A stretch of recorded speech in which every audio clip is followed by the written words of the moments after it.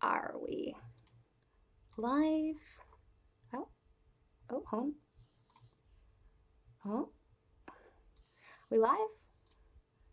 Actually, I don't think we're live. Um, oh, no, I think we're live. Awesome. Sorry, guys. Hey, guys, it's me, Sarah, the video editor here at Wholesale Ted, and welcome to today's live video.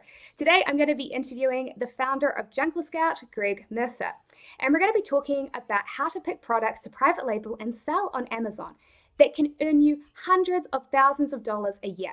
Now, I want to show you one of the products that he's selling here.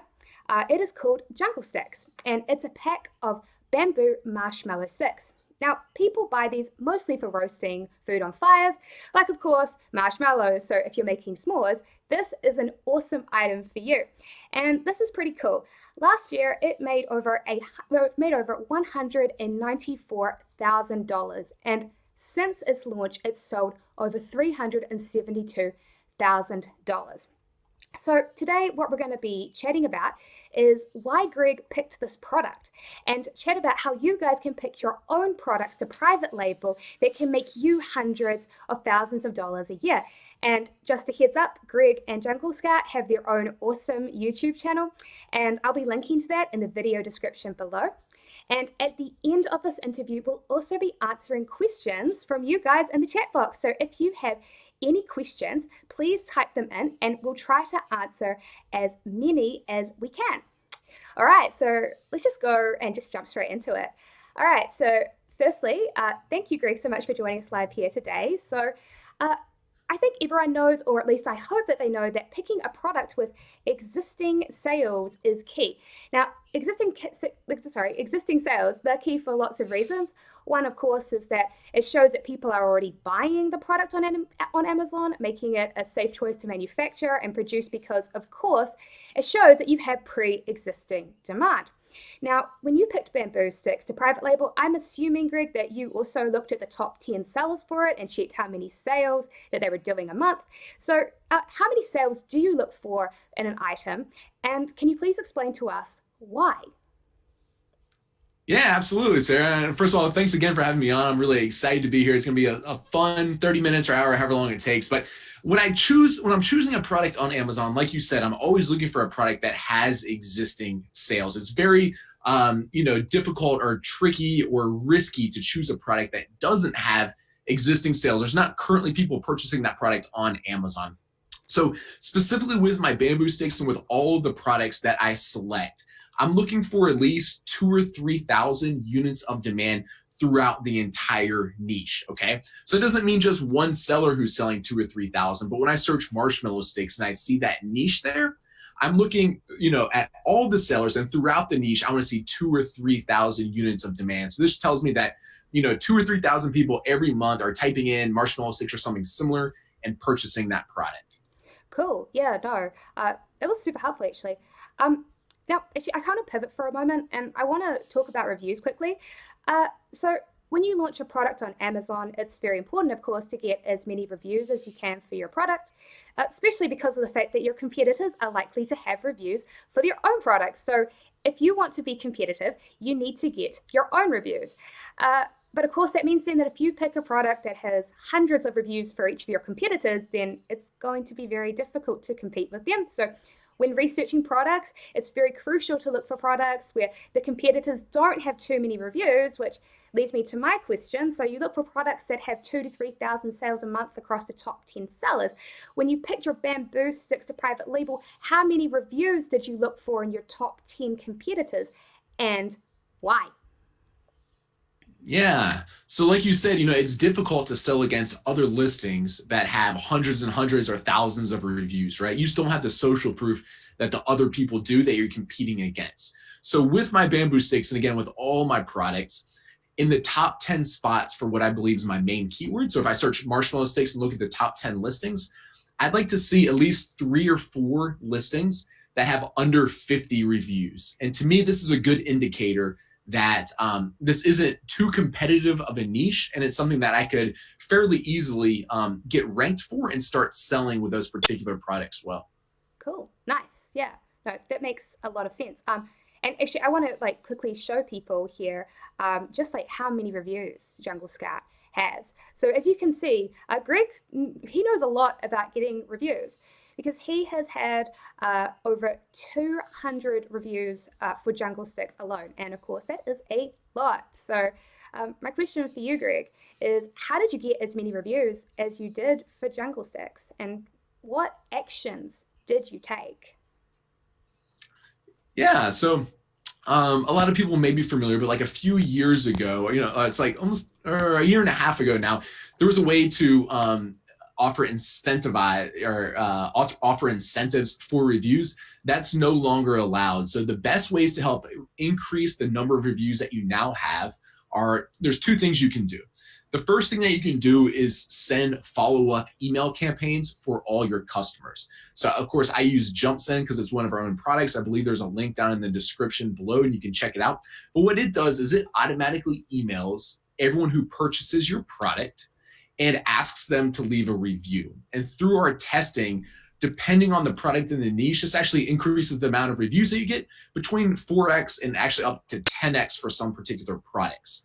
With that, I also have one other hack I wanted to share with your community is that in these emails, instead of just asking like, hey, can you leave a review and have a link, we did a whole bunch of testing. We tested all this different stuff and we found out that there's a certain type of picture that JumpSend now will automatically insert into the emails if you ask it to do so. And it shows like a picture of your product with 5 kind of like empty stars next to it. And we found that including that image, it looks like that you can click on one of the stars to leave a review right in the email. We found that including that image increased the click-through ratio from 2.2% to 3.7%. So that's like what, 70 or 80% increase in clicks. So that's a really good way to increase the number of reviews that you get. The one other thing that you can do that I actually haven't done this for Jungle Sticks, but I have for some of my other products, is leaving an insert inside of my package. And on that insert, just say like, hey, if you're enjoying this product, I'd appreciate if you go to Amazon and leave a review. And then I usually put like a shortened link right on that insert so they can type that in and it would take them right to their the page in their account where they leave that review. So between those two things, you can really increase the number of reviews that you get. Cool, nice. No, I love those hacks, especially because I was just looking at the chat and I saw that many people were saying that reviews are something that they've struggled with. So that's really awesome. So I got something else I'd like to chat to you about. Let's pivot again and talk about pricing. So currently on Amazon, you are selling Jungle Sticks for $23.95. So when you were researching and picking which item you wanted to sell and ultimately ended up on these bamboo sticks, do you look at your competitors' average price point for items and what price point do you like to see an item priced at? Yeah, for any products that I want to sell, including the bamboo marshmallow sticks, I look for niches where the average price is about $18 or more. I try to stay away from products that are selling for very low prices like $8, $10, $12. On those products, once you factor in Amazon's like flat fees for their pick, pack, and shipping, and some of the other fees that they charge, there's generally not a whole lot of money left over for the seller.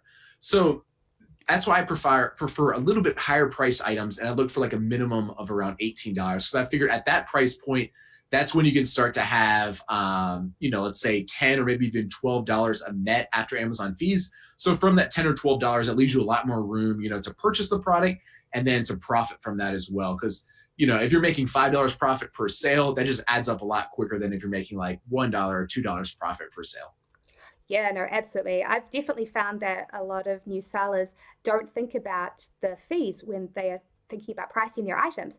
And so that makes me think about something else, actually. What I've noticed is a lot of new sellers aim their prices to be quite low. So if they see that the product they're looking to sell has an average price point of $15 to $25, then they'll try to aim to sell it for $15, or they'll even try to undercut the market and price their item below $15. And of course, their logic is that if the item is the lowest price, that they will make the most sales. So when you chose $23.95 as your price point, Greg, why did you choose that? And what advice would you have for other people when they are pricing their items? Yeah, good question. So actually, if you look at all my competitors, I'm one of the highest priced item, the highest priced bamboo marshmallow sticks on Amazon. And what I've found is Amazon shoppers aren't as price sensitive as a lot of people would assume. They're more so looking for products that have the features that they're looking for, have good photos and a good listing that gives them the reassurance that it's a high quality product, and they're looking for reviews that reiterate that same thing, that's a high quality product. So what I always aim to do is I always aim to make improvements on my product a differentiating factor over some of my competitors. So this isn't necessarily the case anymore, but when I first launched it, the longest bamboo marshmallow sticks on Amazon were about 18 inches long, and mine are 36 inches long, so they're way longer. And the reason I got that idea was because people were leaving bad reviews on the 18-inch ones, saying like, I wish these were longer. I had to get too close to the fire. It started to get my hands hot or burn or whatever else. So I came with the idea to do really long ones.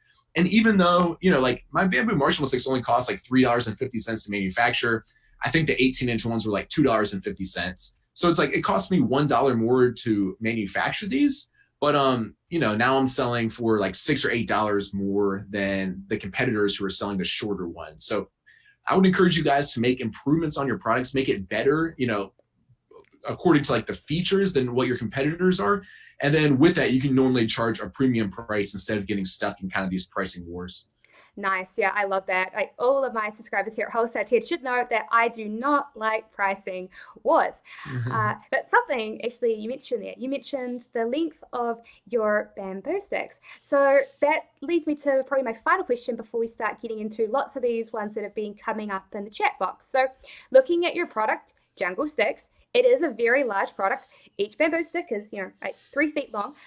So funny thing, I'm actually only 5'2", so each stick is more than half of my height. And I think that for a beginner manufacturing such a large product, it might be difficult for newbies. I would probably not recommend normally producing a product that big, but what do you think? Do you agree? And are there any other things that you think new sellers should avoid when they are choosing the products to produce and sell? Yeah. So actually, it's not necessarily harder for me to manufacture this product being 3 feet long. What you do need to be mindful of and do need to understand that any oversized products on Amazon by their standards, which, standard size is about the size of like a shoebox. It's like 18 inches long by, I forget, 4 inches by 8 inches or something like that. Anything larger than essentially like a shoebox is considered oversized on Amazon. So this product's not, I wouldn't say this is really any harder for me to manufacture, but the things that you do need to be mindful of is that a larger, an oversized product like this, the storage limits on Amazon are more strict. So I think with a brand new account, you can only store like 300 or 500 oversized units at a time. And then once your sales velocity improves, they'll let you store more. So that's one thing to be mindful of, that you can only have 500 of these at a time. The other thing to be mindful of is just make sure to understand your shipping costs, specifically, like from China to the Amazon distribution centers, because these larger, heavier products, you're probably going to have to ship them ocean freight, which it's not necessarily, it will be cheaper than air shipping, but it's something that you need to make sure that you understand and get a good price quote on and factor that into your margins. Cool. Yeah, no, that's really helpful advice. And shipping is definitely something that a lot of people don't think about. I've made several videos for that reason. So thank you, Greg. So I myself have finished with the questions that I would like to ask. It looks like we've got about 15 minutes to take questions from the audience. So one question I saw someone ask is, how much do you think it would cost for a beginner to get started with a private label business on Amazon? Good question. I did this calculation once. I, thought of a whole bunch of different scenarios, and the number that I ended up coming up with was, I'd recommend you have at least $2,000 to start with a private label product on Amazon. In my opinion, there's lots of successful sellers that have started with less than that. But in my opinion, if I had less than $2,000 of capital to be able to invest in this, I would probably look at other ways to be making money besides private labeling. I figure once you get to the $2,000 mark, that's when it's, it seems like the capital makes sense to be able to order a large enough quantity to do like a proper launch and have enough inventory in stock then, to fulfill the orders with the long lead times for China. So yeah. Those are my thoughts on it. Cool, awesome. Yeah, so you're talking about importing products from China. So probably a lot of people watching this do know that importing from products from China is generally what most sellers do. Somebody was asking though, can you just import products from China? Are there any other countries that you would recommend using? Yeah, it's kind of an interesting question. Yeah. On Alibaba in particular, they it's like 90% plus Chinese sellers. So there's lots of factories, as you guys know, all over the world, especially in lower cost, kind of like more developing countries. However, I think the one thing that the Chinese factories do well is their uh, essentially their marketing on Alibaba to sellers in the U.S. or wherever else like you're located at. So there, of course, are other factories in other countries. I have one seller in Taiwan, which is pretty close to China. Some may even consider it in China, but so to answer your question, yes, you can source from other countries. However, it seems to be more difficult to find these factories since they're generally not listed on Alibaba. Yeah, no, that makes sense. I think that if you're going to be importing from other countries like India, you probably want to have more experience. As a newbie, it's good to stick to China, especially because of Alibaba. There were some questions in the chat box about whether or not Alibaba is still a good website to work with. So, Greg, you obviously still think that it's great.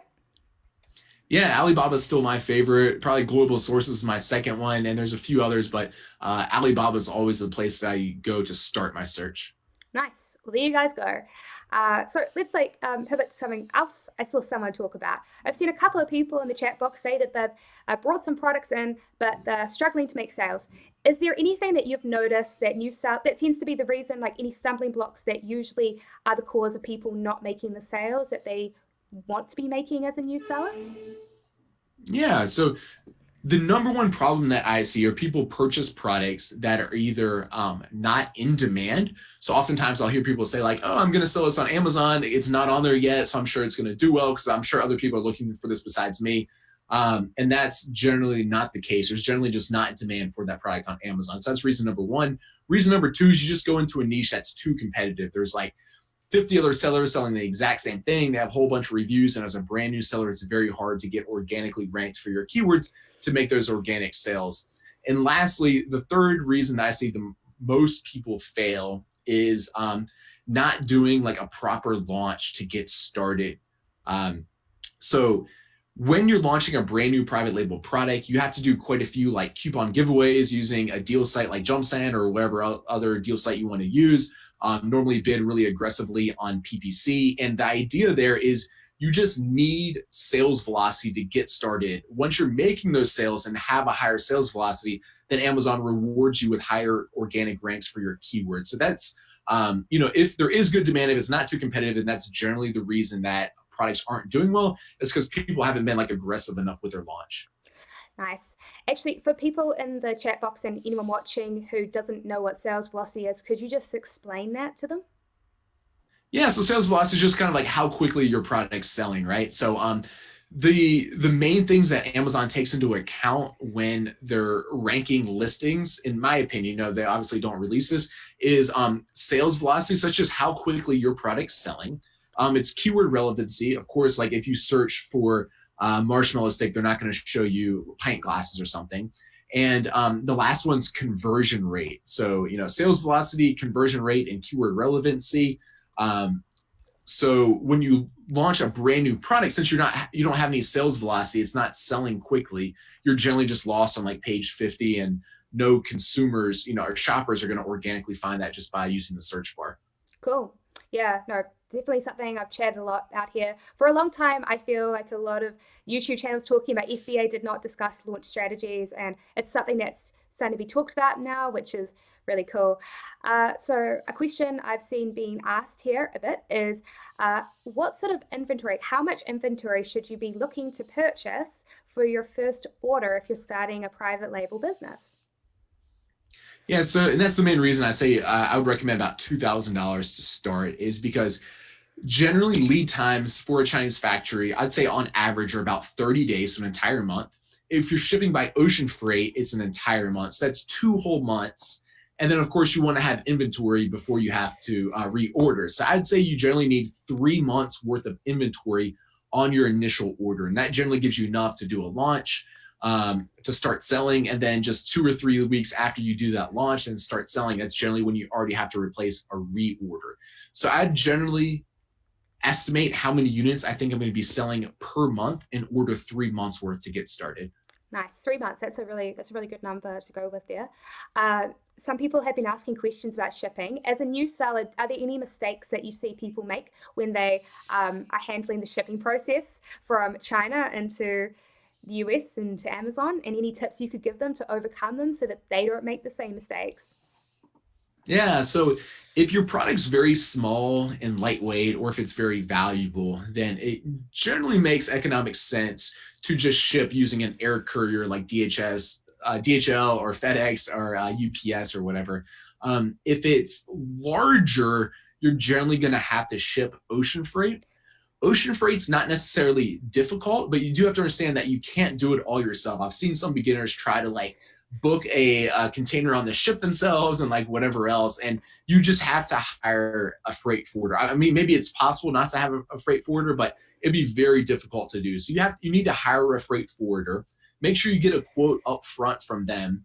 And then once you hire a freight forwarder, they'll kind of walk you through the process, because there are multiple steps, but the reason you pay them is because they kind of handle all those steps for you and kind of hold your hand through the process. So that would be my biggest tip, is just to, if you're shipping ocean freight, to just hire a freight forwarder. If you're going to do air courier, then it's very easy. You don't have to hire a freight forwarder. Cool. No, fantastic. So something else I'm seeing popping up a lot in the comment section is reviews. Everyone's really excited because, of course, you've got lots of reviews. And there have been people that have been trying to get lots of reviews for their products in the chat section and not having as much success. One question that seems to be being asked is how many products do you sell normally compared to like the amount of reviews that you get? So like, what's your ratio of like sales to reviews? Yeah, so I'd say higher priced products, or products that, for lack of better terminology, people like care more about. So like higher priced items or larger items, or it's generally more expensive items. Oftentimes I'll see those products get like 8 or even 10% of sales will result in a review. And that's assuming that you're using like a good email follow-up sequence. Lower priced products, or like products that people just generally don't care about as much in their everyday life, like marshmallow sticks, they'll oftentimes only get 2%, 3%, maybe 4% of reviews. So you can kind of use those as a rule of thumb. So, like a kitchen item, like a garlic press, you're probably only going to see 2 or 3% of those results in a review. And that's with an email sequence. Something like if you're selling, let's see, a microphone, or I'm not very creative, I'm looking around my room. If you're selling these like a little bit higher priced products that people, feel more inclined to leave reviews for, then you can expect 6, 8%, maybe 10% if it's like really like the iPhone 10, like 10% of people will probably leave a review for that one. Yeah, and that's a good point, because I've seen some people here saying that they've sold 30 products and they haven't had a review and they're surprised. And given that percentage, it really doesn't surprise me, because that's the sort of percentage that you can get if you have an email sequence. If you don't have an email sequence or any of the hacks that you mentioned earlier, do you think that your success rate can be below 1%? Yeah, no doubt. Organically on Amazon, if we look at all products as a whole with no email sequence, the review rate is less than 1%. Yeah, so there we go, guys. That is extremely key. A question I saw asked, I've got a lot of subscribers here at Wholesale Ted that sell on multiple platforms. One of the platforms is eBay. How do you feel Amazon compares to eBay there? Yeah, so for full disclosure, I don't sell on eBay, and I kind of never have. The reason I was initially drawn to Amazon is just for the FBA program. It's just so nice to be able to send in 1,000 units into Amazon. They store them and ship them and all that kind of stuff. I guess that could be done with eBay using a third-party fulfillment service. But in my opinion, although like I said, not much experience with eBay, it seems like more and more people are just gravitating towards Amazon. It seems like, it's trending up really quickly, where Amazon, generally, if we look at it globally, is just kind of like on the decline. Yeah, no, as someone who has had experience with eBay, I can definitely say with something like this here, you definitely want to stick to Amazon because with Amazon, you have access to the FBA program, which makes it like, semi-passive business model for you guys. So with this sort of business model, definitely stick to Amazon. So in sticking to Amazon, what do you think here? I've had several emails about this recently and a lot of comments here.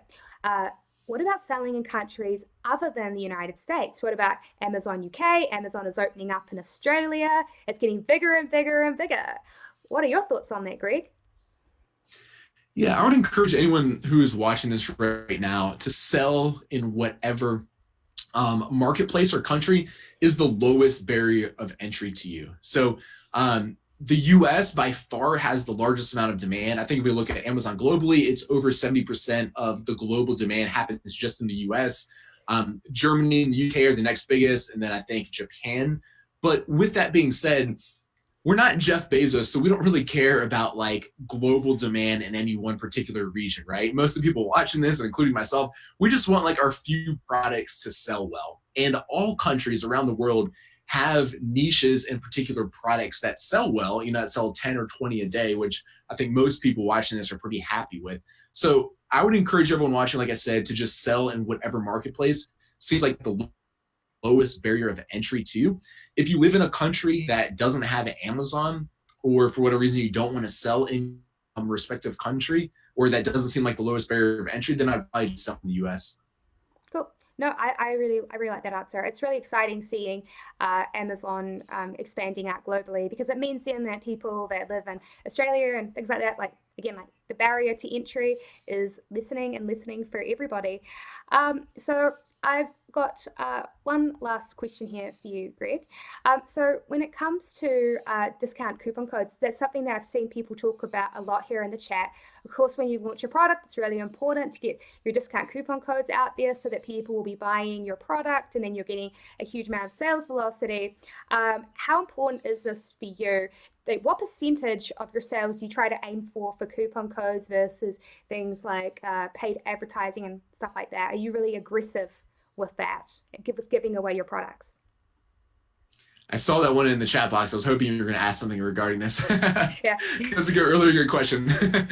um, uh, Generally, when I launch like a brand new product, what I'm going to do is I normally start by giving out about 10 coupon codes per day. Keep in mind that not all those coupon codes are going to be redeemed. So I start with about 10 per day.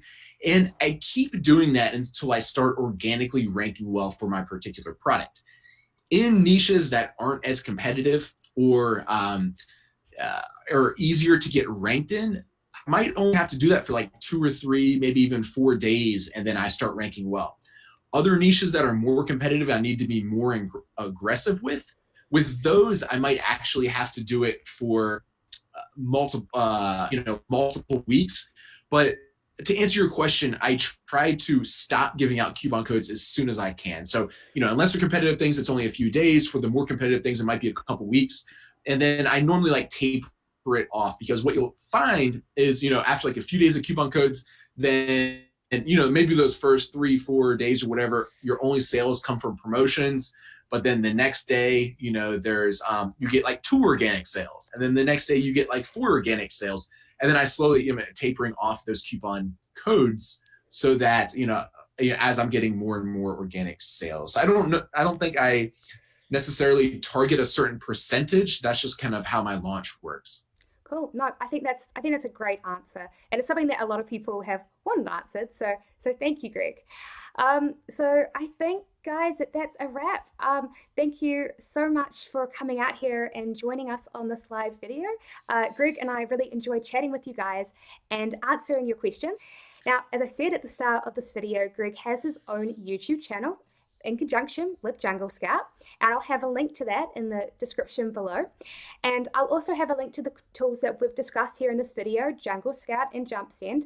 Please be aware though, those are affiliate links. Here at Wholesale Ted, all of our YouTube videos are free, and affiliate links help us keep our videos free. And I've got one other thing for you guys. In case you don't know, we here at Wholesale Ted have a free ebook, How to Make $10,000 a Month Online with Dropshipping. And I will have a link to this awesome ebook in the video description description below. So again, thank you all very much for coming out and joining us live, and I will see you all on the next video.